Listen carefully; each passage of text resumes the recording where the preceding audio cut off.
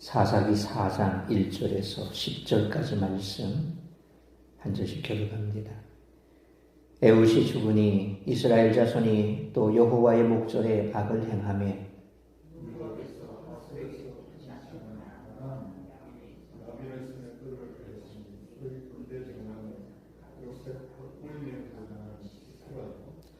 야빈 왕은 철병거 900대가 있어 20년 동안 이스라엘 자손을 심히 학대했으므로 이스라엘 자손이 여호와께 부르짖었더라.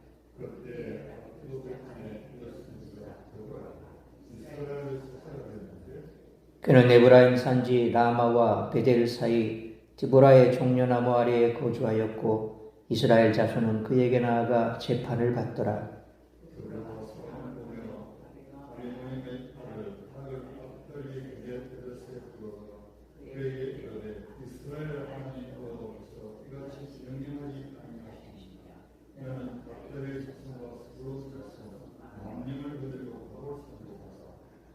내가 야빈의 군대장관 시스라와 그의 병거들과 그의 무리를 기손강으로 이끌어 내게 이르게 하고 그를 내 손에 넘겨주리라 하셨느니라.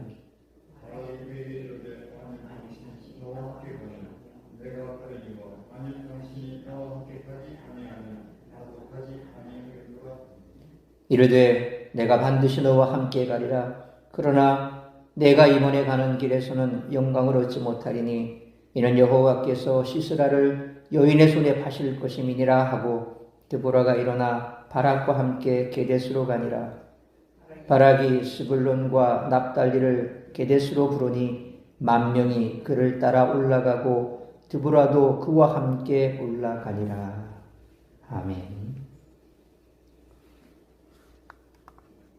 앞으로 살펴볼 드보라와 바락의 이야기는 산문과 시 두 가지 장르로 기록이 되어 있습니다. 오늘 본문 4장은 산문이며 5장은 시입니다. 이러한 구성은 출애굽기 14장 1절로 15장 21절에 홍해를 건넌 사건을 연상시킵니다. 산문과 시가 동일한 사건을 묘사하며 서로 보완하고 있다는 거죠. 우리가 잘 아는 대로 출애굽기 사건을 보면 홍해를 건넌 이후에 미리암이 여인들과 소고를 치면서 춤을 추고 하나님의 구원하심에 감사하는 시적인 내용들이 나오지 않습니까? 그리고 이어서 계속해서 이야기가 전개되는 것처럼 바로 드보라와 바락의 얘기도 그렇게 전개가 됩니다. 에훗이 죽자 이스라엘 백성들이 다시 악을 행했습니다. 지도자가 죽어서 이스라엘이 배교의 길을 간 것이 아닙니다. 지도자도 중요하지만 하나님보다 중요하지 않습니다. 하나님이 신실한 지도자를 세우셔서 공동체를 이끄시는 것은 큰 복입니다. 하지만 그 지도자를 세우신 분이 하나님이라는 사실을 잊으면 그보다 더 안타까운 일이 없습니다. 하나님은 언제든지 신실한 지도자를 주실 수 있는 분이십니다. 가나안 세대는 하나님을 알지 못했고 하나님이 이스라엘을 위해 행하신 일도 알지 못했기 때문에 사사기의 사이클이 반복되고 있습니다. 한편 가나안 왕 야빈에게는 철병거 900대가 있었습니다. 그의 군대장관 시스라가 인솔하는 철병거는 바락이 싸우는데 매우 큰 장애물이 아닐 수 없었습니다. 야빈은 이런 군사력으로 20년 동안 이스라엘을 심히 학대했습니다. 이런 상황에서 하나님이 승리를 약속하시며 바락에게 그들을 대적해 싸우라고 말씀하신 것입니다. 그렇다면 오늘날 그리스도인들에게 이 야빈의 철병거는 무엇일까요? 오늘날도 여전히 그리스도인들에게 요구되는 것이 있다면 그것은 하나님 말씀에 대한 신뢰입니다.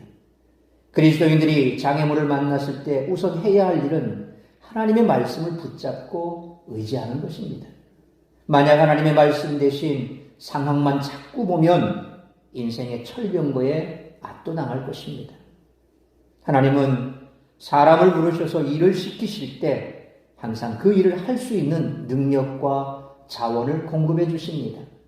승리를 약속받고도 주저한 바락의 모습은 연약한 믿음에 기인한 것입니다. 오늘날에도 연약한 믿음을 소유한 그리스도인들이 많습니다. 날마다 하나님의 은혜로 산다는 믿음을 가지고 꾸준히 하나님만을 의지한다면 빌립보서 4장 13절에 내게 능력 주시는 자 안에서 내가 모든 것을 할 수 있느니라 라는 사도 바울의 고백처럼 고백하게 될 줄 믿습니다. 에훗이 사사로 있던 시대가 이제 지나갔습니다. 또다시 이스라엘은 하나님 앞에서 악을 행했습니다. 따라서 또 한 번의 범죄와 구원의 사이클을 볼 수 있는 오늘 본문의 말씀을 통해서 우리들이 깨달아야 할 것은 첫째로 1절로 3절 말씀처럼 성도는 하나님의 다스리심 안에서 평안을 누려야 한다는 것입니다. 이스라엘의 역사는 죄악의 역사입니다. 1절 말씀처럼 여호와의 목전에 악을 행했다는 표현은 앞서 사사 에훗의 등장 때도 똑같이 사용되었습니다. 변함없이 반복되는 죄악의 역사는 모든 세대가 은혜 아니면 살 수 없음을 보여줍니다.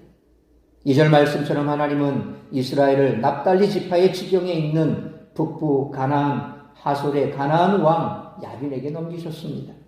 그는 시스라라는 군대 장관을 따로 둘 만큼 군사력이 막강했습니다. 그들에게는 3절 말씀처럼 철병거가 900대나 있었습니다.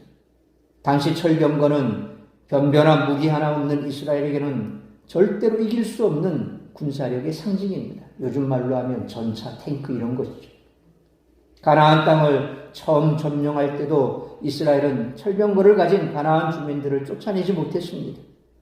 야빈은 이스라엘 자손들을 심히 학대했습니다. 하나님이 함께 하시지 않으면 이스라엘 백성들은 세상의 힘에 지배를 받게 됩니다. 힘 있는 사람이 힘 없는 사람을 다스리는 것이 바로 세상이지요. 이스라엘은 여호와께 부르짖는 것밖에 할 수 없었습니다. 그런데 그것이 그들의 능력이었던 것이죠. 그러므로 하나님이 함께하지 않으면 세상의 힘에 지배받을 수밖에 없으므로 하나님의 다스리심 안에서 평안을 누리는 우리 모두가 되시기를 축원합니다. 두 번째로 4절로 5절 말씀처럼 성도는 본질과 사명에 충실한 삶을 살아야 한다는 것입니다. 새로운 구원자로 세움받은 인물은 4절 말씀처럼 여선지자 디보라였습니다. 하나님은 역사상 여러 여선지자를 통해 일하셨습니다. 출애굽기 15장 20절에 미리암, 열왕기하 22장 14절에 훌다, 느헤미야 6장 14절에 노아드야, 이사야 8장 3절에 이시야의 아내 등이 바로 그런 경우죠. 그런데 지금은 철병거 900대를 거느린 이방의 왕과 싸워야 하는 상황입니다. 이런 경우에 여성 사사를 세우신 것은 쉽게 이해할 수가 없습니다. 그녀는 5절 말씀처럼 종려나무 아래에서 이스라엘 백성들을 재판했습니다. 사사의 주된 임무가 재판이었음을 알 수 있습니다. 사사는 하나님의 율법으로 백성 가운데 일어난 일의 옳고 그름을 판결하고 또 그들이 나아갈 길을 가르쳤습니다. 따라서 사사는 전사의 역할을 감당할 뿐만 아니라 언약의 회복에 매우 중요한 역할을 담당했다는 거죠. 이것이 전쟁의 승리보다 더 급하고 중요한 일이었습니다. 우리가 잘 아는 대로 박사 에스라가 수문학 광장에 모여서 부흥 집회를 할 때 뭘 했습니까? 말씀을 선포했습니다. 말씀을 선포했을 때 온 백성들이 어린아이부터 노인에 이르기까지 하나님의 말씀을 듣고 아멘 아멘 그러면서 눈물을 흘리면서 통곡을 했죠. 말씀입니다. 본질이 바로 그거라는 거죠. 바로 이스라엘에게 있어서도 사사의 본질은 그겁니다. 전쟁보다 더 중요한 것이 그가 백성들을 어떻게 잘 재판하고 또 그들을 하나님께로 잘 인도하는가, 그것이 그의 본분이죠. 그러므로 실수하지 않으시는 하나님을 믿고 본질에 충실한 삶, 주어진 사명에 충실한 삶을 살아가는 우리 모두가 되시기를 축원합니다. 세 번째로 6절로 10절 말씀처럼 성도는 약속하신 하나님의 말씀에 순종해야 한다는 것입니다. 6절 말씀처럼 사사 디보라는 가나안 왕 야빈의 손에서 이스라엘 백성을 구하기 위해 전쟁을 준비합니다. 디보라는 혼자 전쟁에 나가지 않았습니다. 하나님이 바락이라는 인물을 통해 전쟁을 치르게 하셨기 때문입니다. 드보라는 하나님의 말씀을 바락에게 전달했습니다. 그리고 그에게 7절 말씀처럼 하나님이 함께 하셔서 승리를 주실 것이라고 말해줬습니다. 그러나 바락은 눈에 보이지 않는 하나님보다 눈에 보이는 드보라를 더 의지했습니다. 8절 말씀처럼 바락은 하나님이 올라가 싸우라는 명령을 내리셨음에도 불구하고 드보라에게 동행을 요구했습니다. 그때 드보라는 9절 말씀처럼 이 요구를 들어주었습니다. 다만 그가 전쟁에서 승리하고도 영광을 얻지 못할 것이며 적장을 죽이는 가장 영광스러운 일은 한 여인의 손에 뺏길 것이라고 예언했습니다. 10절 말씀처럼 바락이 스불론과 납달리에서 군사들을 소집하니 10,000명의 용사가 모여들었습니다. 이는 이스라엘의 병력이 가나안 군대 장관 시스라의 거대한 군대 조직과 크게 차이가 남을 강조하는 장면입니다. 그런데 사실 중요한 것은 아직 이루어지지 않은 하나님의 말씀을 믿고 의지하는 일은 분명 쉬운 일은 아닙니다. 하지만 하나님의 말씀은 반드시 이루어진다는 사실을 믿고 나아가는 성도가 영광을 얻는 줄 믿습니다. 그러므로 어떠한 상황과 환경 속에서도 약속의 말씀 붙들고 말씀에 순종하며 나아가는 우리 모두가 되시기를 축원합니다. 사랑하는 성도 여러분, 드보라는 이스라엘이 압제받는 상황에서 하나님의 언약을 기억하고 하나님의 영광을 위해 은혜를 입었기에 쓰임받았습니다. 하나님은 사람의 재능이나 능력을 기준으로 당신의 일꾼을 선택하시지 않습니다. 남자든 여자든 능력이 있든 없든 하나님의 약속을 믿고 순종하는 사람을 통해 일하시고 당신의 영광을 드러내십니다. 그러므로 하나님이 함께하지 않으면 세상의 힘에 지배받을 수밖에 없으므로 하나님의 다스리심 안에서 평안을 누려야 할 뿐만 아니라 신실하신 하나님을 믿고 본질에 충실한 삶, 주어진 사명에 충실한 삶을 살아갈 때 어떠한 상황과 환경 속에서도 약속의 말씀 붙들고 말씀에 순종하며 나아가는 우리 모두가 되시기를 주님의 이름으로 축원합니다. 기도하겠습니다. 살아계신 아버지 하나님, 은혜와 사랑을 감사합니다. 오늘도 이 새벽을 깨워 말씀으로 예배로 하루를 시작하게 하시니 감사합니다. 오늘도 우리에게 주신 말씀 가슴에 새기며 우리가 누구인가를 다시 한번 우리가 깨달아야 할 것입니다. 하나님께서 우리를 불러주셨을 때 우리가 능력이 있어서 혹은 우리가 구원받을 자격이 있어서 우리를 불러주신 것이 아닙니다. 하나님의 절대 주권 가운데 우리를 불러주셨습니다. 또한 우리를 부르신 하나님께서는 우리에게 직분도 주셨습니다. 그 직분을 감당할 수 있는 능력이 내게는 없지만 그러나 우리에게 직분 주신 하나님께서 힘과 능력을 주시면 우리는 그 일을 잘 감당하게 될 줄 믿습니다.